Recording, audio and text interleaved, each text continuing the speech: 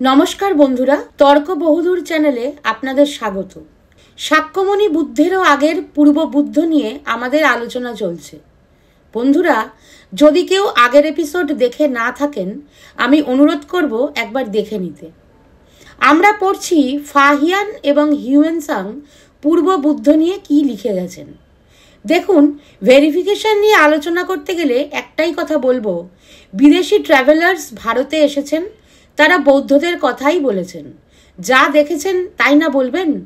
বৈদিক সভ্যতা থাকলে তার কথাও বলতেন, কোনো এক্সক্লুসিভ ওরাল কালচার থাকলে তার কথাও বলতেন। তারা কোনো বেদিক ওরাল কালচারের কথা বলেননি। বন্ধুরা, ধরুন আপনি বিদেশের কোনো ইউনিভার্সিটিতে পড়তে গেলেন, তার আশেপাশে অন্য কোনো কলেজ বা ইউনিভার্সিটি দেখবেন তো? দেখলে তার নামও জানবেন, কিন্তু যদি থাকে তবেই না দেখবেন, জানবেন। না থাকলে আর কি বা দেখবেন, কি বা বলবেন? বিদেশি ট্রাভেলার্সরা ভারতে এসেছিলেন, তারা না বেদিক ওরাল কালচার দেখেছেন, না দেবনাগরী সংস্কৃত দেখেছেন। বদলে তাই আপনি দেখতে পাবেন ফাহিয়ান হিউয়েনসাং তাদের নোটে কি লিখেছেন। তারা পূর্ববর্তী বুদ্ধদের উল্লেখ করেছেন। মনে করিয়ে দিই বন্ধুরা, ফাহিয়ান হিউয়েনসাং এদের বই এক একটা আর্কিওলজিক্যাল আকর, পুরাতাত্ত্বিক খনি। আলেকজান্ডার কানিংহাম এদেরই বইয়ের বর্ণনা অনুযায়ী খোদাই শুরু করেছিলেন এবং যেখানে যেখানে খুঁড়েছেন সেখানে সেখানে খুঁজে পেয়েছেন বৌদ্ধ নিদর্শন। তাই ফাহিয়ান হিউয়েনসাং বৌদ্ধ তথা ভারতের প্রাচীন ইতিহাসের আকর গ্রন্থ। আগের পর্বে আমরা দেখেছি ফাহিয়ান দীপঙ্কর বুদ্ধ সমেত আরও 3 জন পূর্ব বুদ্ধের কথা লিখেছেন, ককুচাঁদ, কোনাগমন এবং কশ্যপ বুদ্ধ। এই এপিসোডে আমরা দেখব হিউয়েনসাং তার নোটে কি লিখেছেন। বন্ধুরা, আবারও বলছি, যদি কেউ আগের এপিসোড দেখে না থাকেন, আমি অনুরোধ করব একবার দেখে নিতে। চলুন আজকের এপিসোড শুরু করা যাক। 629 খ্রিস্টাব্দ হিউয়েনসাং এসেছিলেন ভারতে। ফাহিয়ান এসেছিলেন 399 খ্রিস্টাব্দে। 399 এবং 629-এর মধ্যে কত পার্থক্য একবার ভাবুন। কমপক্ষে 200 বছরের পার্থক্য। তো এই 200 বছরে প্রচলিত গল্পগুলো একটু বড় হয়ে যায়, হালকা পাল্টে যায়। দেখি কিভাবে পাল্টে যায়।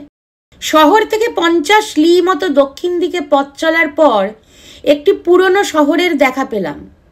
এখানেও একটি স্তূপ আছে। ককুচাঁদ বুদ্ধ এই স্থানটিতেই জন্ম নিয়েছিলেন। সে হলো ভদ্রকল্পের কথা। সে যুগে লোকেরা 60,000 বছর বাঁচতেন। শহর থেকে একটুখানি এগিয়ে দক্ষিণে একটি স্তূপ আছে। বুদ্ধত্ব লাভের পর প্রথম এখানেই ককুচাঁদ বুদ্ধের সঙ্গে তার পিতার দেখা হয়। হিউয়েনসাং বলেন যে শহরের দক্ষিণ দিকে 50 লি দূরত্বে একটি প্রাচীন শহর রয়েছে, যেখানে একটি স্তূপ নির্মিত রয়েছে। এটা তিনি নিজের চোখে দেখেছেন। তারপর বলছেন, এখানকার লোকেরা বলে যে ককুচাঁদ বুদ্ধের জন্ম এখানেই হয়েছিল, সেই জন্যই এই স্তূপ।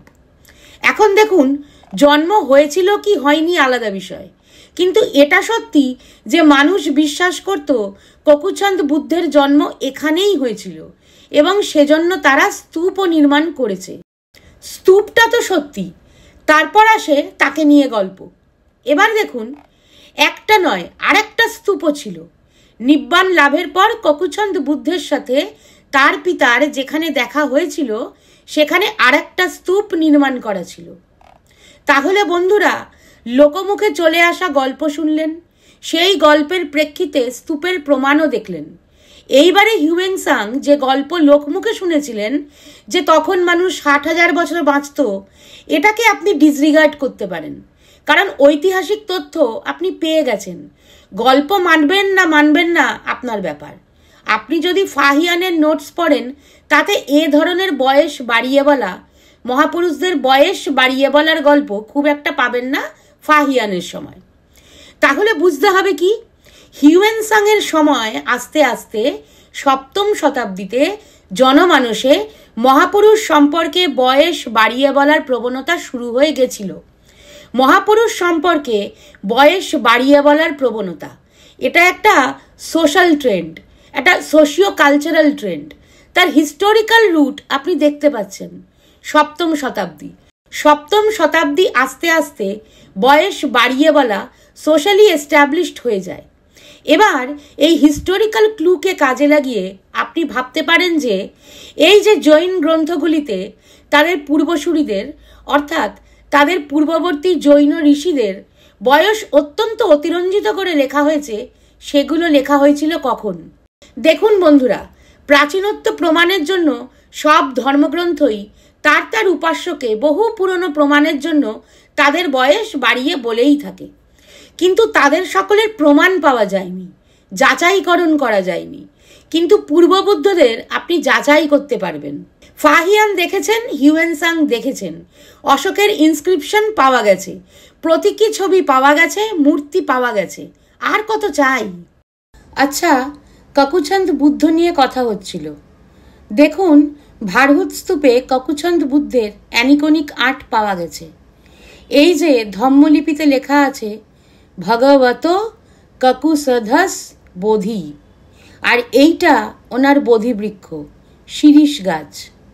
এবার দেখুন অজন্তার গুহা নাম্বার 17 এই মিউরাল প্যানেলটা, এই যে বসে আছেন ককুছন্দ বুদ্ধ। তাহলে ককুছন্দ বুদ্ধের অ্যানিকোনিক আর্ট, আইকনিক আর্ট এবং ধম্মলিপিতে লেখা ইনস্ক্রিপশন দেখালাম আপনাদের। বন্ধুরা, এবারে আপনারা নেপাল গভর্নমেন্টের এই রিপোর্টটা পড়ুন। এখানে ককুছন্দ বুদ্ধের জন্মভূমি গতি হাওয়ার নাম দেওয়া রয়েছে, অশোকের পিলারের কথাও লেখা রয়েছে এবং অশোক যে সেখানে ভিজিট করেছিলেন সেই কথাও লেখা রয়েছে। নেপাল গভর্নমেন্টেরই আরেকটা রিপোর্ট আপনাদের দেখাচ্ছি। এইখানে দেখুন কি লেখা রয়েছে। এই রিপোর্ট অনুযায়ী গতি হাওয়াতে সব থেকে পুরনো যে মেটেরিয়াল পাওয়া গেছে তার বয়স হচ্ছে 9th সেঞ্চুরি BC এবং কার্বন ডেটিং এর পরে, এই যে C14 অ্যানালিসিস, কার্বন ডেটিং এর পরে ককুছন্দ বুদ্ধের সময়কাল নির্ধারণ করা হয়েছে 815 থেকে 780 BC। নেপাল গভর্নমেন্টের এই গবেষণাপত্র দুটিতে আপনি দেখতে পাচ্ছেন যে গতি হাওয়াতে খনন কাজ করা হয়েছিল। ককুছন্দ বুদ্ধ সম্পর্কে বলা হয়েছে যে তার সময়কাল 815 থেকে 780 খ্রিস্টপূর্বাব্দ। প্রায় 8ম শতাব্দী খ্রিস্টপূর্বাব্দে ককুছন্দ বুদ্ধের অস্তিত্বের প্রমাণ পাওয়া গেছে। সম্রাট অশোক যেখানে স্তূপ নির্মাণ করেছিলেন সেখানেও খনন কাজ করা হয়েছিল এবং স্তূপ পাওয়াও গেছে। একটা পিলারও পাওয়া গেছে, যে পিলারের ওপরে হয়তো ইনস্ক্রিপশনও লেখা ছিল, কিন্তু সেই পার্টটা ভেঙে গেছে। বন্ধুরা, সম্রাট অশোক হঠাৎ করে কোথাও স্তূপ নির্মাণ করেননি। যেখানে যেখানে পূর্ববর্তী বুদ্ধ বা শাক্যমুনি বুদ্ধের অস্তিত্ব ছিল সেখানে সেখানেই তিনি স্তূপ নির্মাণ করতেন। তাই গতি হাওয়াতে যখন খনন করা হয়েছিল তখন নিচে বাসনপত্রও পাওয়া গেছে, আরও নিচের স্তরে গিয়ে কাঠকয়লা পাওয়া গেছে, এর কার্বন ডেটিং করা হয়েছে। তারপর দেখা গেছে যে এটি 800 খ্রিস্টপূর্বাব্দের। তাই নিশ্চিত হওয়া গেছে যে গতি হাওয়াতে ককুছন্দ বুদ্ধ অবশ্যই 800 খ্রিস্টপূর্বাব্দে বেঁচে ছিলেন। আচ্ছা, ককুছন্দ বুদ্ধর যেখানে স্তূপ ছিল মানে গতি হাওয়াতে উৎখনন করা হয়েছে, তো অনেকে উৎখনন কাজ করেছেন, তার মধ্যে একজন ওয়াডেল, একজন জিওভানি ভেরার্ডি। তো এই হচ্ছে ভেরার্ডির সেই আর্কিওলজিক্যাল রিপোর্ট। এটা নেটে অ্যাভেলেবেল আছে, ডাউনলোড করে পড়ে নেবেন।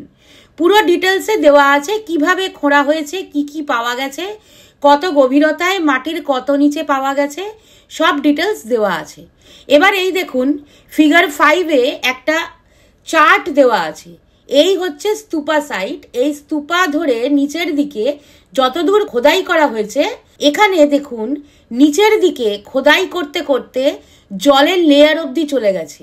এইখানে দেখুন লেখা আছে আর্লি স্তূপা, আর তার ওপরে স্তূপা এনলার্জমেন্ট, যার টাইম 3rd সেঞ্চুরি BC।